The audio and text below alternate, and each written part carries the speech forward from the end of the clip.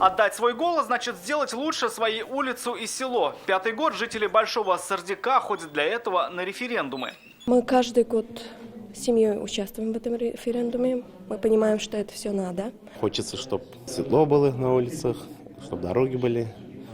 Вот, поэтому мы пришли с семьей, проголосовали. В прошлом году на средства самовложения обустроили этот родник.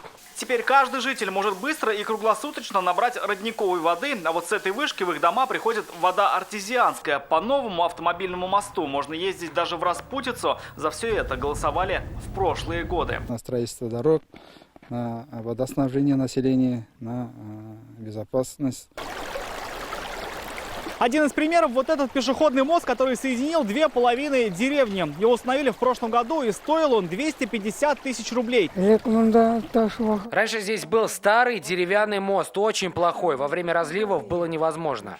Средняя сумма вложений по республике от 300 до 500 рублей. Но в Нижнекамском районе на эти деньги даже смогли построить новое пожарное депо. Включились селяне, помогла республика. Я всегда за, чтобы все местности были все здорово и в порядке. Этой возможностью пользуются все села республики. В выходные референдумы прошли сразу в 16 районах. Небывалый ажиотаж в Буинске. С 7 утра люди сразу на 15 участках. На рубль наших вложенных денег из бюджета 4 рубля, по-моему, добавляется. Поэтому я в числе сознательных граждан пришел проголосовать.